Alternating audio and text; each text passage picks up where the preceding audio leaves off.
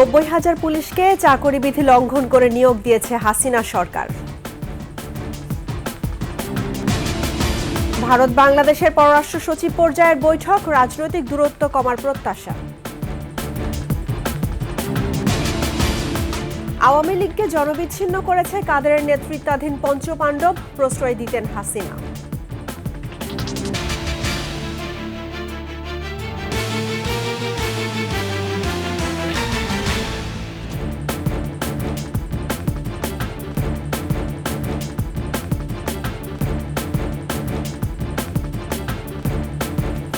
শুনছিলেন সংবাদ শিরোনাম। আমন্ত্রণ 21-এর দুপুরের সংবাদে আপনাদের সঙ্গে আছি রাহনুমা রাহি। দর্শক, 21 টেলিভিশনের সংবাদ একই সাথে সরাসরি দেখতে পাবেন আমাদের ফেসবুক পেজ www.facebook.com/2124 অনলাইনে। এছাড়া সাবস্ক্রাইব করতে পারেন www.youtube.com/@21eTV চ্যানেলে।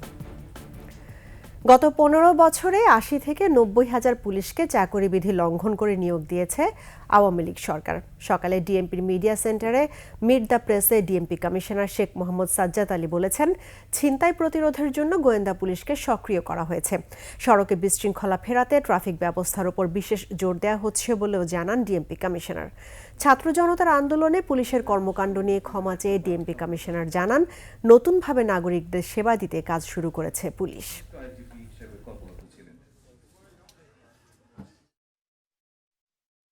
গত 15 বছরে যে রিক্রুটমেন্ট হয়েছে, নিয়োগপত্র দেওয়ার আগে নানাভাবে স্ক্রুটিনি করা হয়েছে। সে কোন দলের লোক, তার বাবা কোন দলের লোক, তার দাদা কোন দলের লোক, তার আরও পূর্বপুরুষেরা কোন দলের ছিল পর্যন্ত খবর নেওয়া হয়েছে। যদি 2 লক্ষ পুলিশ অফিসার হয়, তার ভিতরে 80 থেকে 90,000 এরূপভাবে রিক্রুটেড। বাংলাদেশ ও ভারতের চলমান উত্তেজনার মধ্যেই দুদেশে পররাষ্ট্র সচিব পর্যায়ের বৈঠক চলছে। সকাল 11টায় রাষ্ট্রীয় অতিথি ভবন পদ্মায় ভারতের পররাষ্ট্র সচিব বিক্রম মিস্ত্রি ও বাংলাদেশের পররাষ্ট্র সচিব জসিম উদ্দিনের মধ্যে দ্বিপক্ষীয় এই বৈঠক শুরু হয়। বৈঠকে উভয় পক্ষ রাজনৈতিক দূরত্ব কমানোর বিষয়ে প্রাধান্য দিতে পারেন বলে ধারণা করা হচ্ছে। এছাড়া ভারতে বসে সাবেক প্রধানমন্ত্রী শেখ হাসিনার রাজনৈতিক কার্যক্রম বন্ধ, ভারতীয় গণমাধ্যমের বাংলাদেশ বিরোধী অপপ্রচার প্রতিরোধ এবং ভিসার জট খোলার বিষয়ে গুরুত্ব দেওয়া হবে।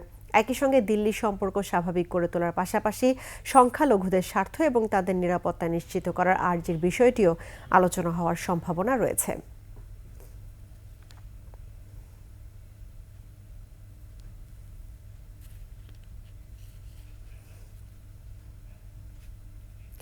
দর্শক, রাষ্ট্রীয় অতিথি ভবন পদ্মায় আছেন আমাদের সহকর্মী আকবর হোসেন সুমন। আমরা সরাসরি চলে যাচ্ছি তার কাছে। আকবর, দুই দেশে পররাষ্ট্র সচিবের বৈঠকের বিষয়ে আপনার কাছে কি তথ্য আছে, বিস্তারিত আমাদের জানান। ধন্যবাদ রাহি। এখনও অর্থাৎ কিনা সকাল 11টা থেকে এখন প্রায় 2টো বাজে এ পর্যন্ত প্রায় 3 ঘন্টা এই বৈঠক চলছে এবং বৈঠকটি শুরুর পরে ভেতর থেকে যতটুকু আমরা জানতে পেরেছি, আসলে যদিও কোনো আনুষ্ঠানিক কার্যসূচি প্রকাশ করা হয়নি, না বাংলাদেশের পররাষ্ট্র মন্ত্রণালয় থেকে না ভারতের পররাষ্ট্র মন্ত্রণালয় থেকে। যতটুকু জেনেছি যে আসলে সাম্প্রতিক যে ইস্যুগুলো সামনে এসেছে, বিশেষ করে 5 আগস্টের পরে বাংলাদেশের রাজনৈতিক পট পরিবর্তনের পরে যে সৃষ্ট বিভিন্ন ধরনের বিক্ষোভ তৈরি হয়েছে, ভারতের সঙ্গে একটি কূটনৈতিক সম্পর্কের অবনতি হয়েছে, রাজনৈতিক সম্পর্ক কিছুটা বিচ্ছিন্ন হয়েছে এবং রাষ্ট্রীয় পর্যায়ে যে বিভিন্ন ধরনের চুক্তি ছিল সেগুলো আসলে এখনও পর্যন্ত স্থগিত রয়েছে। এই সমস্ত বিষয়গুলো নিয়ে যে একটা সৃষ্ট প্রতিবদ্ধকতা বা জটিলতা সৃষ্টি হয়েছে, সেই বিষয়গুলো নিয়েই মূলত আজকের এই বৈঠকটায় আলোচনা হবার সম্ভাবনা রয়েছে বলে আমরা যতটুকু জানতে পেরেছি। যদিও এই এফওসি বা ফরেন অফিসিয়াল যে বৈঠকটি, এটি আসলে প্রতি বছরই অনুষ্ঠিত হয়, যেটি ঢাকায় এবার অনুষ্ঠিত হলে পরের বছর দিল্লিতে অনুষ্ঠিত হয়। এরকমভাবে পাল্টাপাল্টি করেই মূলত এই রাষ্ট্রীয় বিষয়টি অনুষ্ঠিত হয়।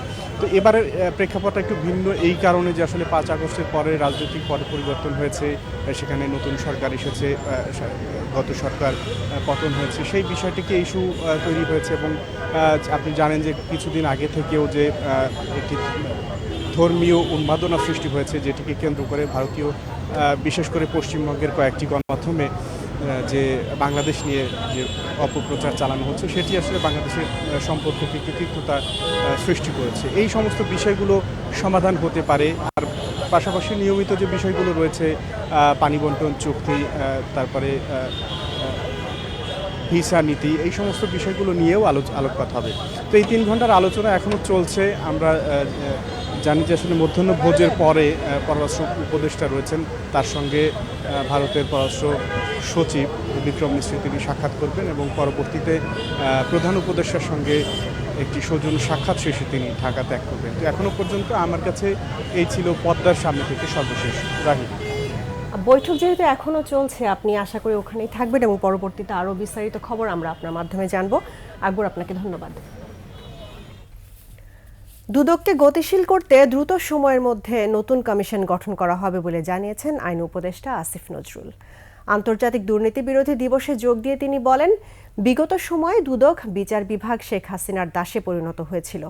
গত আমলে যারা দুর্নীতির মাধ্যমে হাজার কোটি টাকা নিয়ে গেছেন তাদের অপকর্ম তদন্ত করতে দুদকের প্রতি আহ্বান জানান তিনি। এদিকে দুদক সংস্কার কমিশন প্রধান ডক্টর ইফতেখারুজ্জামান বলেন, নতুন কমিশন গঠনের আগে অন্তর্বর্তী ব্যবস্থা নেওয়া জরুরি।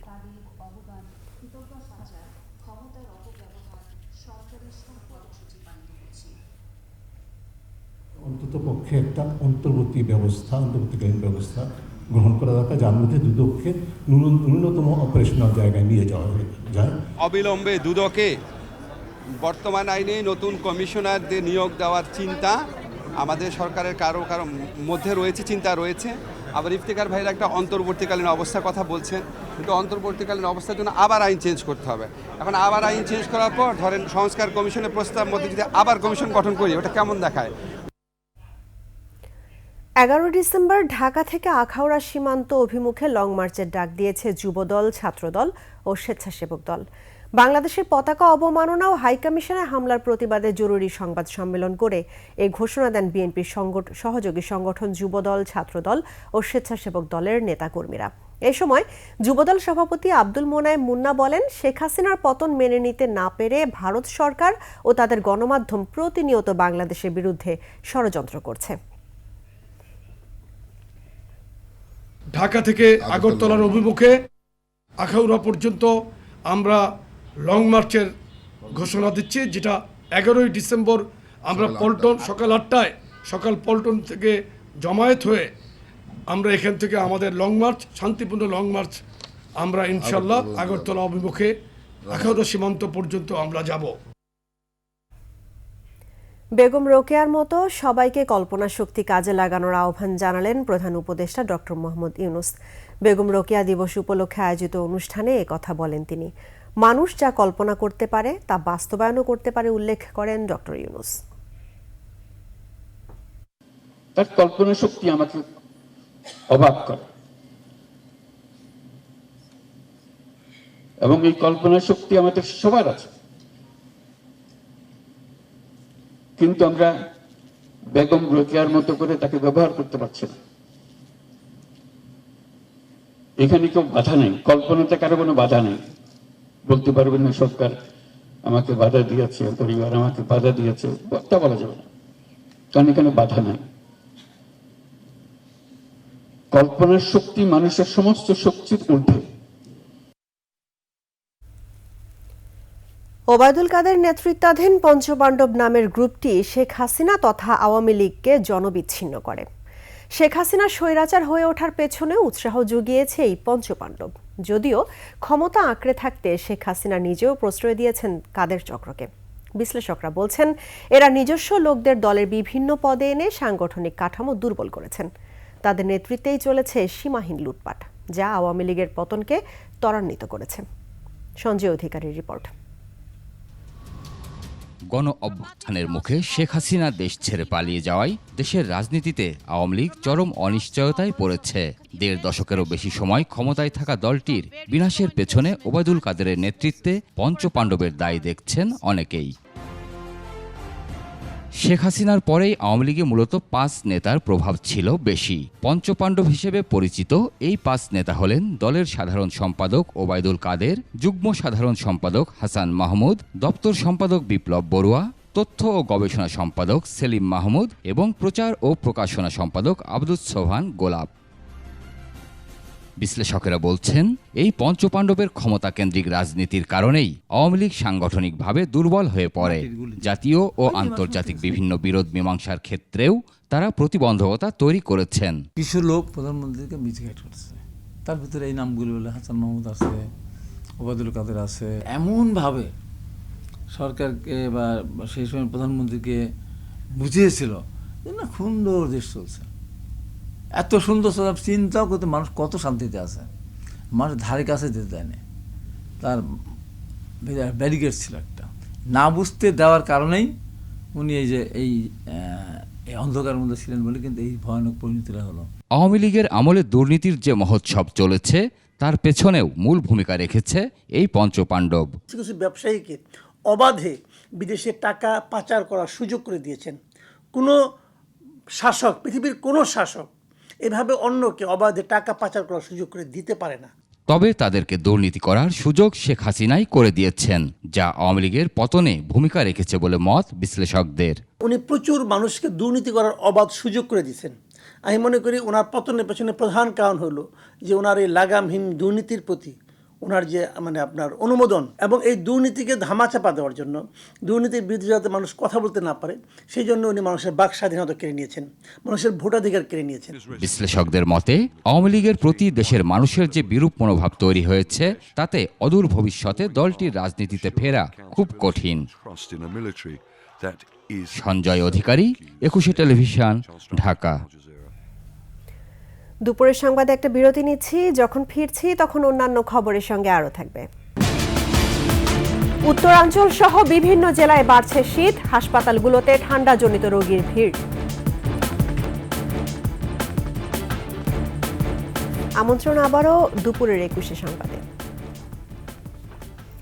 ঢাকা থেকে বান্দরবান যাওয়ার পথে বৈষম্য বিরোধী ছাত্র আন্দোলনের কেন্দ্রীয় সমন্বয়কদের গাড়িবহরে হামলার অভিযোগ উঠেছে। রোববার রাত 2টার দিকে বৈষম্য বিরোধী ছাত্র আন্দোলনের আহ্বায়ক হাসনাত আব্দুল্লাহ ফেসবুক পোস্টে এমন অভিযোগ করেছেন। তিনি লিখেছেন, ঢাকা থেকে বান্দরবানের লামা যাওয়ার পথে নারায়ণগঞ্জে হামলার শিকার হয়েছে বৈষম্য বিরোধী ছাত্র আন্দোলনের কেন্দ্রীয় সমন্বয়কদের গাড়িবহর। সেখানে তাদের ব্যাগ ও মোবাইল কেড়ে নেওয়া হয়েছে এবং অনেকেই আহত হয়েছেন। এই ঘটনায় সুষ্ঠু তদন্ত ও দোষীদের দৃষ্টান্তমূলক শাস্তির দাবি করেছেন হাসনাত আব্দুল্লাহ।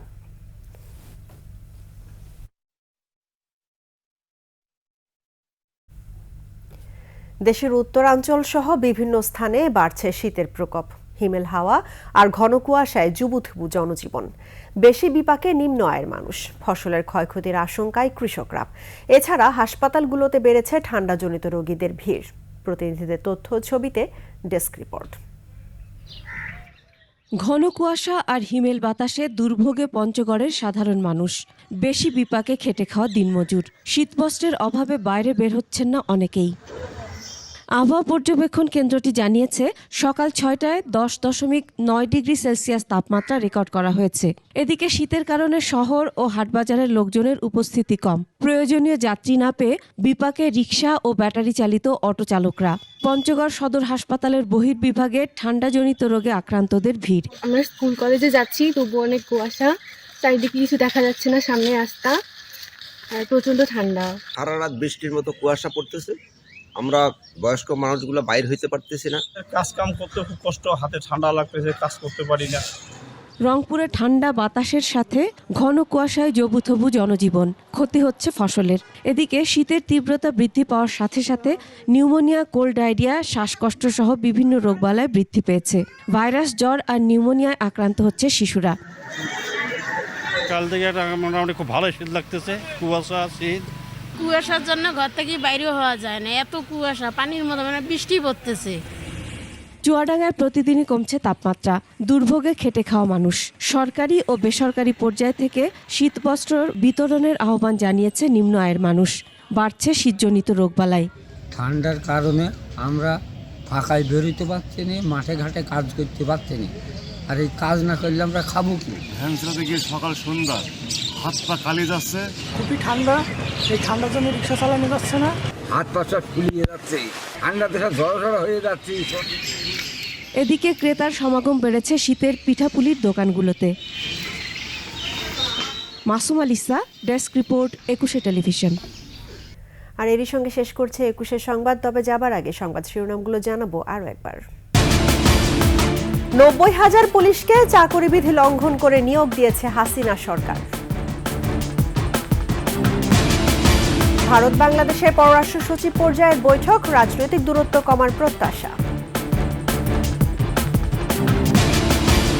আওয়ামী লীগকে জনবিচ্ছিন্ন করেছে কাদেরের নেতৃত্বাধীন পঞ্চপাণ্ডব, প্রশ্রয় দিতেন হাসিনা।